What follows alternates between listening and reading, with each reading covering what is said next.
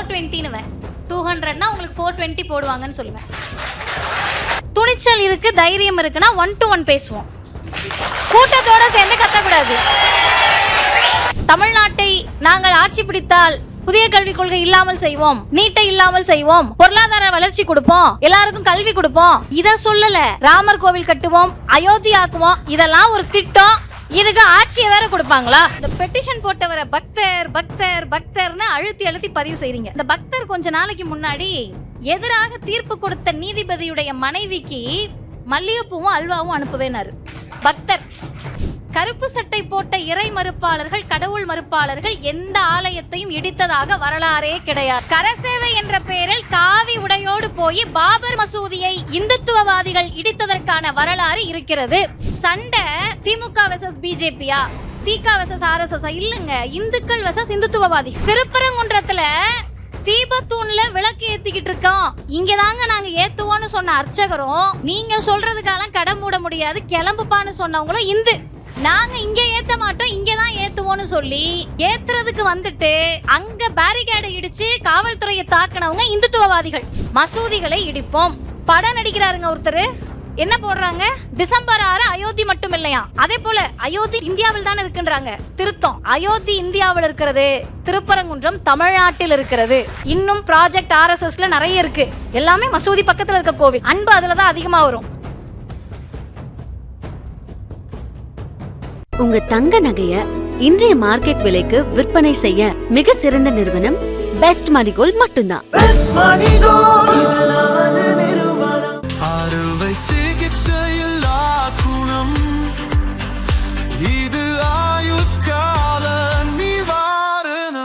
Doctor Srivarma's.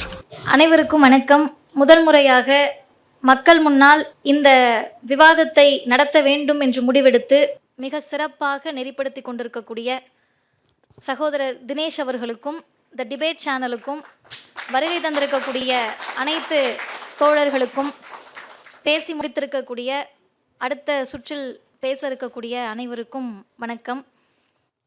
நான் உண்மையாகவே தந்தை பெரியாரை நாங்கள் மறந்தாலும் நீங்கள் மறக்காமல் இருக்கிறதுக்கு நன்றி. ஏன்னா நான் தலைப்புக்குள்ளே போனோம், திருப்பரங்குன்றம் அப்படிதான் வந்தேன். ஆனால் ரொம்ப அண்ணன் இஷ்டப்பட்டு கேட்டதுனால அவருக்கு ஒரு 5 படம் மட்டும், அவருக்கு மட்டும் இல்லை எல்லாருக்கும் காட்டுறேன். பெரியார் அவர் ராமசாமின்னு தான் சொல்லுவேன்னாரு. தாராளமாக சொல்லலாம். இருள்நோக்கி சுப்பிரமணியன் அப்படின்னு சொல்லக்கூடிய காஞ்சி சங்கராச்சாரியாரை போல பெரியாருடைய இயற்பெயரும் ராமசாமி தான். அதில் ஒரு பிரச்சனையும் கிடையாது. பேர் வைக்கிறது கூப்பிடுறதுக்கு தானே, பிரச்சனை இல்லை. இந்த படம் கேமரா இருந்தால் ஜூம் பண்ணிக்கங்க. பெரியாருடைய சிலை மேலே நின்று யார் நிற்கிறான்னு பார்த்தீங்கன்னா, கருப்பு சட்டை போட்ட தீகாக்காரவங்கள நாங்கள் இல்லை.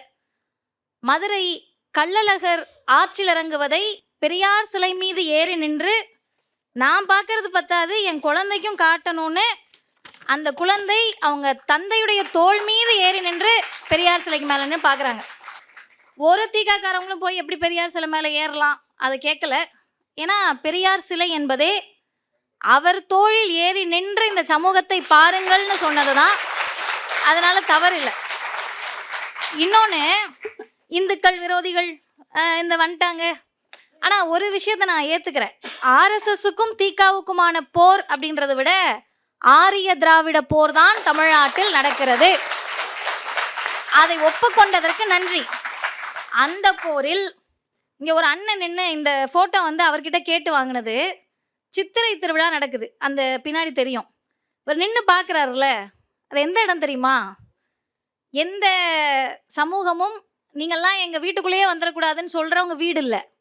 இது மதுரையில் கீழமாசி வீதி நம்பர் 5, முழு முகவரியோடு சொல்கிறேன். திராவிடர் கழகத்தினுடைய மாவட்ட தலைவர் பெரியார் மையம்னு நாங்கள் ஒன்று ஆரம்பித்து பெரியார் கொள்கையை பேசுறதுக்காக ஆரம்பிக்கப்பட்ட தளம். அந்த தளத்தில் ஃபுல்லாக சுற்றி ஃப்ளக்ஸ் இருக்கும். பெரியாருடைய கொள்கை, ஆசிரியருடையது எல்லாம் இருக்கும்.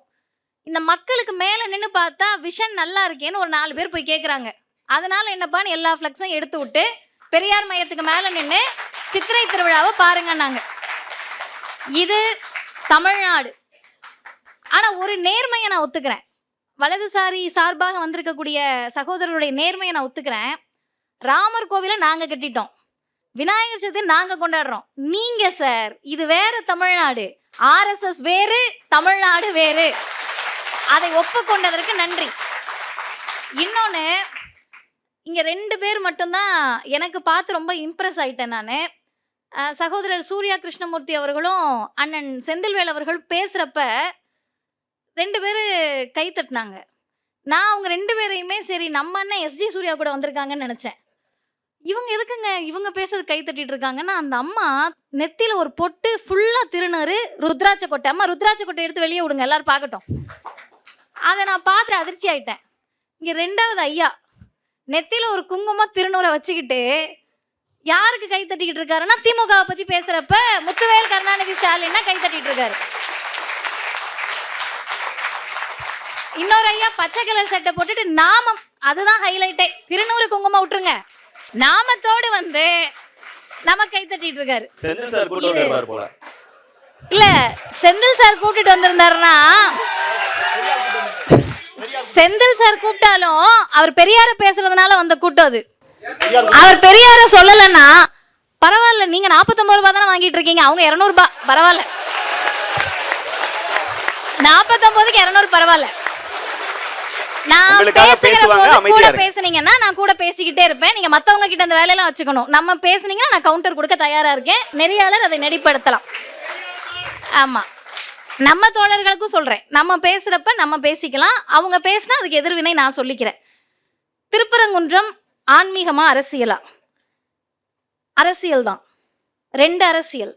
1, திமுக செய்து கொண்டிருப்பது தமிழ்நாட்டில் வளர்ச்சி அரசியல், பிஜேபி செய்வது கலவர அரசியல். கலவர அரசியல் வந்துவிடக்கூடாதுன்னா நாங்கள் வளர்ச்சி அரசியலை பேசுவோம். இதுல எனக்கு என்னன்னு கேட்டா, திரும்ப திரும்ப இந்த பெட்டிஷன் போட்டவரை பக்தர் பக்தர் பக்தர்னு அழுத்தி அழுத்தி பதிவு செய்றீங்க. இந்த பக்தர் கொஞ்ச நாளைக்கு முன்னாடி எதிராக தீர்ப்பு கொடுத்த நீதிபதியுடைய மனைவிக்கு மல்லிகைப்பூவும் அல்வாவும் அனுப்புவேனாரு. பக்தர் எந்த பக்தர் அப்படிலாம் சொல்லுவாங்கன்னு எனக்கு தெரியல. இன்னொன்று, இவங்கெல்லாம் தீகாக்காரவங்க ராமசாமி இப்படிலாம் சொன்னீங்க. கருப்பு சட்டை போட்ட இறை மறுப்பாளர்கள், கடவுள் மறுப்பாளர்கள் எந்த ஆலயத்தையும் இடித்ததாக வரலாறே கிடையாது. கரசேவை என்ற பெயரில் காவி உடையோடு போய் பாபர் மசூதியை இந்துத்துவவாதிகள் இடித்ததற்கான வரலாறு இருக்கிறது. சண்டை திமுக வெர்சஸ் பிஜேபியா, திக வெர்சஸ் RSS இல்லைங்க, இந்துக்கள் வெர்சஸ் இந்துத்துவவாதிகள். இந்துக்கள் வெர்சஸ் இந்துத்துவவாதிகள்னா என்ன? ஒன்றும் கிடையாது. இப்போ ரொம்ப அழகா சொன்னாரு, நான் சொன்னா கூட அவ்வளோ அழகா சொல்லியிருக்க மாட்டேன். வீட்டுக்குள்ள வச்சு விநாயகரை பிடிச்சு அவருக்கு கொழுக்கட்டை சுண்டெல்லாம் கொடுத்து வீட்டுக்கு பின்னாடி கரைச்சா இந்து. அதே விநாயகர் சிலையை ஆள் உயரத்துக்கு செஞ்சு மசூதி இருக்கிற தெருவுலையும் தேவாலயம் இருக்கிற தெருவுலையும் போய் முழக்கம் போட்டு கலவரத்தை தூண்டுனா இந்துத்துவவாதி. திருப்பரங்குன்றத்துல தீபத்தூண்ல விளக்கு ஏத்திக்கிட்டு இருக்கோம், இங்கதாங்க நாங்க ஏத்துவோம்னு சொன்ன அர்ச்சகரும், நீங்க சொல்றதுக்கெல்லாம் கடை மூட முடியாது கிளம்புப்பான்னு சொன்னவங்களும் இந்து. நாங்க இங்க ஏத்த மாட்டோம், இங்கதான் ஏத்துவோம்னு சொல்லி ஏத்துறதுக்கு வந்துட்டு அங்க பேரிகேடை இடிச்சு காவல்துறையை தாக்குனவங்க இந்துத்துவவாதிகள்.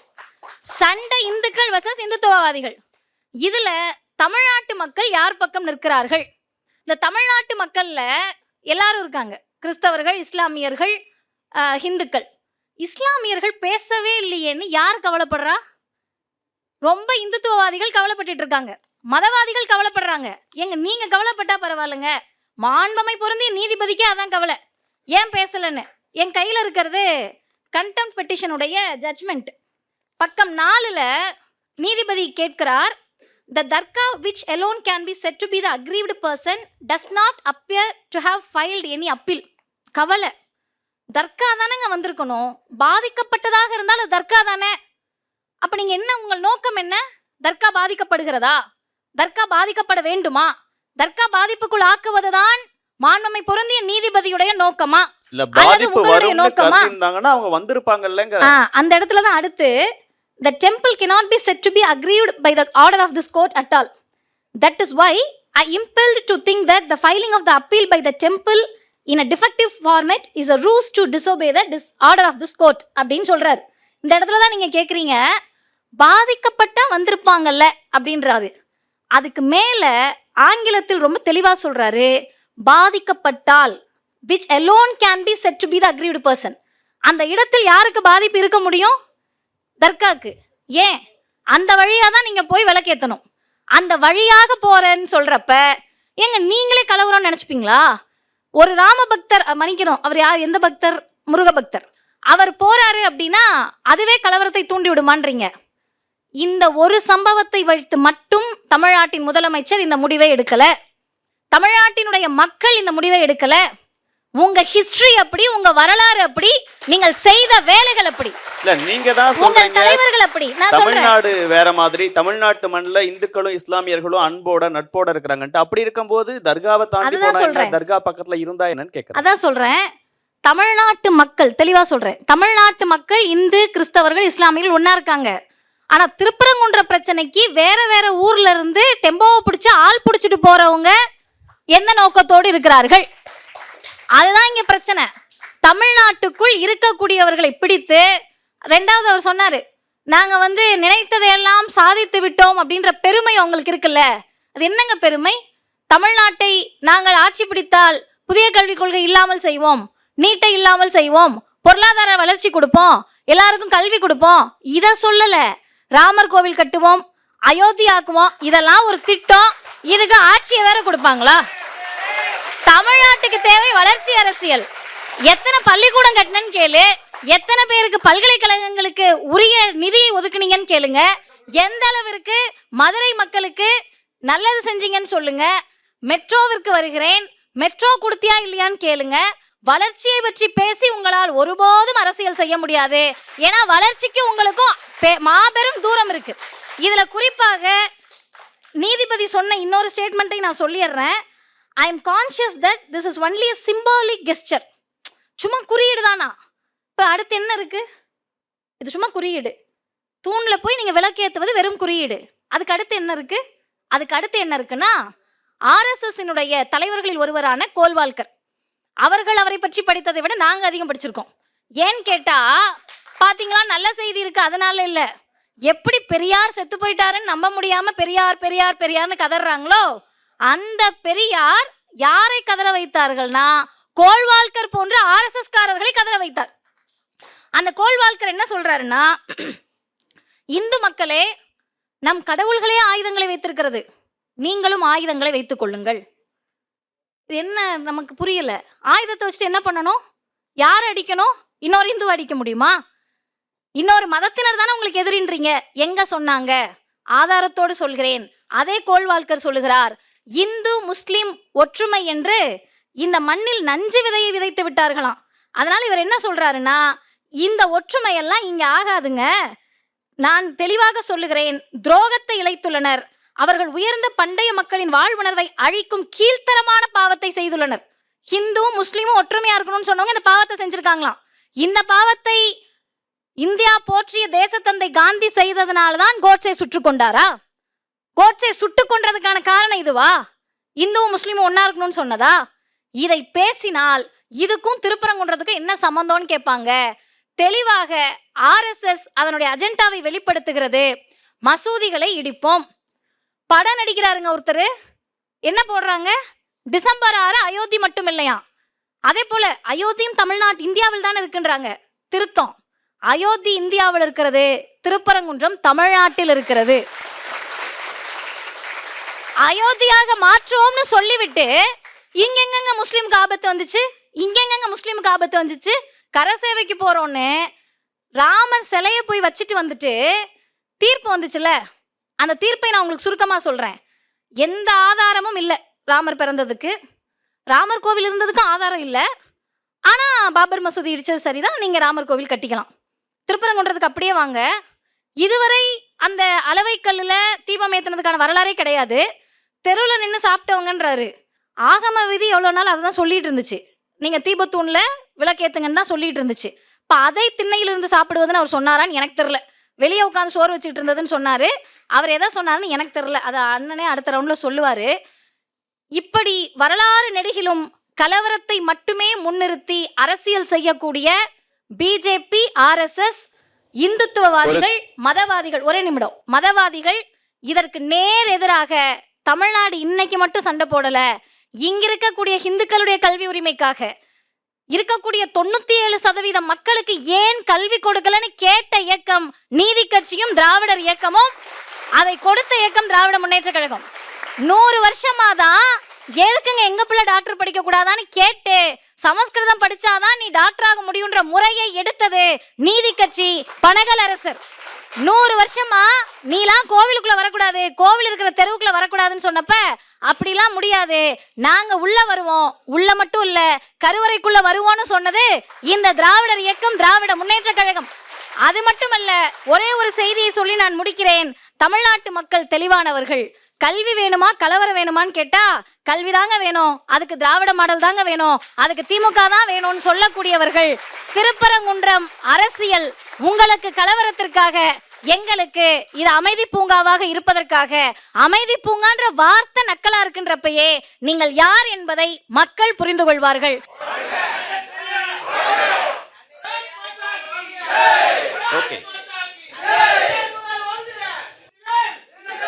ஓகே, முடிச்சிட்டீங்களா? ஆரம்பிக்கலாம். அவங்க இன்னும் ஏதாவது இருந்தா முடிங்க, பேசுவோம்.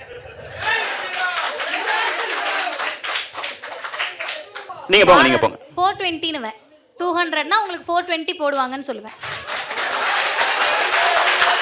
பாரத் மாதா கி ஜெய். கொஞ்சம் நீங்க பெரியார் வாழ்க வாழ்கன்னோட வீரவேலாம் வந்து முடியுதுல்ல, அதுதான் தமிழ்நாட்டுக்கு தேவை. நான் முதல் சுற்றிலேயே சொன்னேன், மற்றவர்கள் பேசுகிற போது அமைதியா இருக்கிறது, நான் பேசுறப்ப பேசுனீங்கன்னா துணிச்சல் இருக்கு, தைரியம் இருக்குன்னா 1 to 1 பேசுவோம். கூட்டத்தோட சேர்ந்து கத்தக்கூடாது. தனியா வாங்க, மேடைக்கு வாங்க, யாருக்கெல்லாம் என்னென்ன பேசணுமோ இங்க வந்து பேசுங்க. தமிழ்நாட்டுக்கு என்று ஒரு மரபு இருக்கு. 3 பேர் பேசினாங்கல்ல, கண்ணிய குறைவாக அவங்க பேசினாங்களா? திரும்ப நான் பேசினேன்ல, அண்ணன் ரமேஷ் சேதுராமன், அண்ணன் கோவை சத்யன், அண்ணன் SG சூர்யா அண்ணன். இந்த பண்பாட்டை இங்க இருக்க 20 பேர் இவ்வளவு கேவலமா கெடுக்குறீங்கன்னா திருப்பரங்குன்றத்துல நீங்க எவ்வளவு மோசமா நடந்துக்குவீங்கன்றதா செய்தி. ஏற்கனவே இருக்கக்கூடிய மரபை, பண்பாட்டை ஒரு பொது ஊடக விவாதத்துல நீங்க வந்து அப்படியே சரி இவங்க கொஞ்சம் இதா இருக்காங்க போல, கத்தனம்னா அமைதி ஆயிடுவாங்கன்னு நினைக்கிறீங்கல்ல. நீங்க பேச பேச அவர் சொன்னார்ல பத்தி வைக்கிறோன்னு, இதை விட பற்றி வைக்கப்பட்ட தீதான் பெரியார் என்ற பெருநெருப்பு. அதை மாற்று கருத்தே கிடையாது. நான் ஒரு 3 நிமிடம் மட்டும் எடுத்துக்கிறேன், ஏன்னா நிறைய சொல்லியிருக்கீங்க. முதல்ல தீபாவளி வாழ்த்துக்கு ஒரு முடிவுக்கு வருவோம். அதை வந்து தோழர் சொல்லலைன்னு கேட்டீங்க. பாட்டை செத்துட்டாருனால வாழ்த்து சொல்றது இல்லைங்க, வீட்டில் சாவு வாழ்த்து சொல்றது கிடையாது. என்ன வீட்டில் சாவுனா நரகாசுரனை நாங்கள் சொல்லலை, அவர்கள் எழுதி வைத்திருக்கிறார்கள். அவர் கருப்பா இருப்பாரு, திராவிட இனத்தை சார்ந்தவர்னு. எங்க தாத்தா செத்து போயிட்டாருன்னு சொல்றப்ப வாழ்த்து சொல்ல முடியாதுன்னு திமுக சொல்கிறது, வேற ஒன்றும் கிடையாது. 2வது, அண்ணன் கோவை சத்யன் அவர்கள் நாங்க நீங்கன்னு பேசக்கூடாதுன்றாரு. மரியாதையோடு அதை நான் ஏற்றுக்கொள்கிறேன். முதலில் நாங்க நீங்கன்னு சொன்னது நான் கிடையாது, அவங்க தரப்புல பேசினவங்க. அப்படியும் சொல்றேன், அவரும் சொல்லலை. நாங்க நீங்க அவர் வாயிலிருந்து வரல. 2000 வருஷமா நாங்க நீங்கன்னு வந்தப்ப ஆமா நாங்க வேற பக்கம் நிக்கிறோம், 3% வேற பக்கம் நிக்கிறீங்கன்னு சொன்னது தமிழ்நாட்டினுடைய அரசியல். நான் இன்னும் ஒரு படி மேல போய் சொல்றேன், நாங்க நீங்க ஒன்றும் இல்லை. நீ வந்து 97% மக்கள், இந்து மதத்தை நம்பக்கூடிய பெரும்பான்மை மக்கள், வீட்டுக்காரர் செத்துட்டா விதவை கோலத்தோடு இருக்கணும்னு சொன்னது அந்த நீங்க. ஆரியம் விதவை மறுமணம் செய்து கொண்டால் அவர்களுக்கு உதவித்தொகை தருவோன்னது திராவிடம், அதுதான் நாங்க. இன்னொன்று, இடஒதுக்கீடு மீது இருக்கக்கூடிய காழ்ப்புணர்ச்சியை ஐயா ரத்னவேல் பாண்டியன் மீது கக்குறாங்க, அதுதான் நாங்க நீங்க.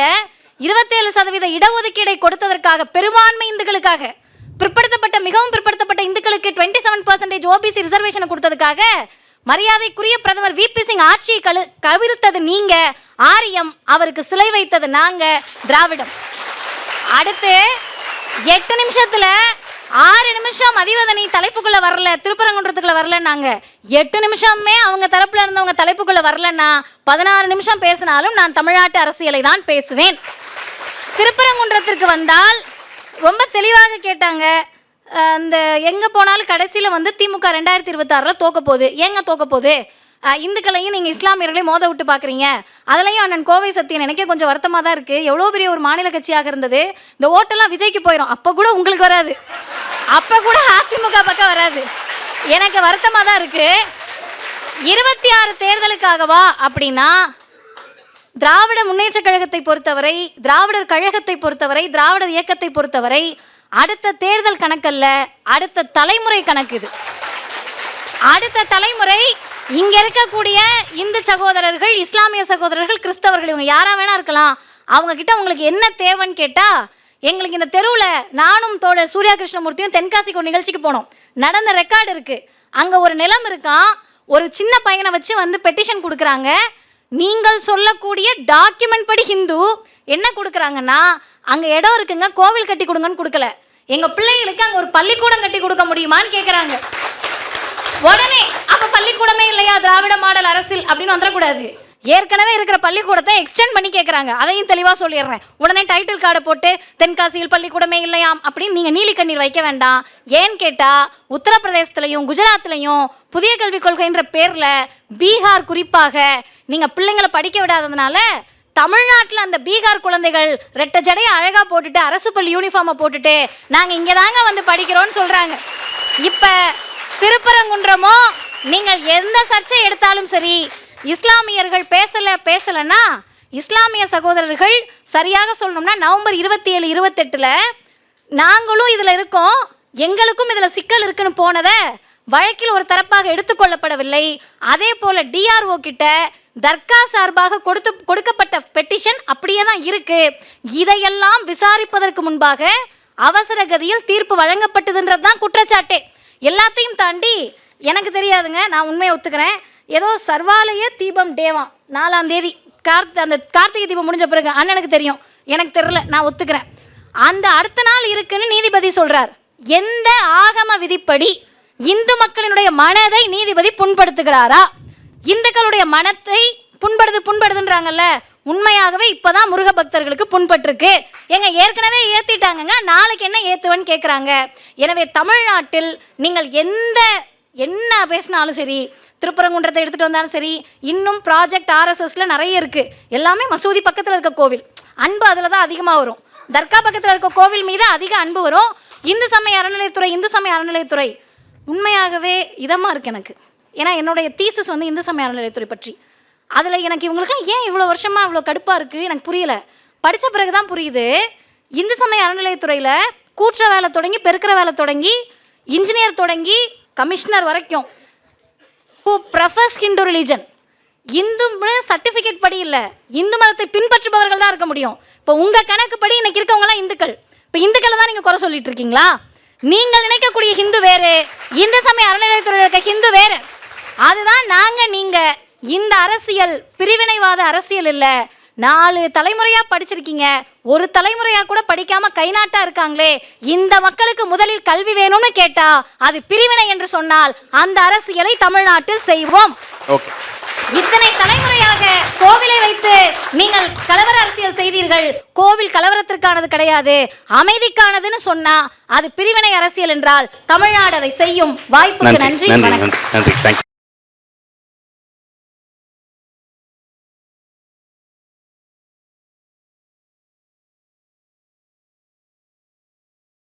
உங்க தங்க நகைய இன்றைய மார்க்கெட் விலைக்கு விற்பனை செய்ய மிக சிறந்த நிறுவனம் பெஸ்ட் மணிகோல்ட் மட்டும்தான். அறுவை சிகிச்சையில் குணம், இது ஆயுட்கால நிவாரணம். டாக்டர் ஸ்ரீவர்மாஸ்.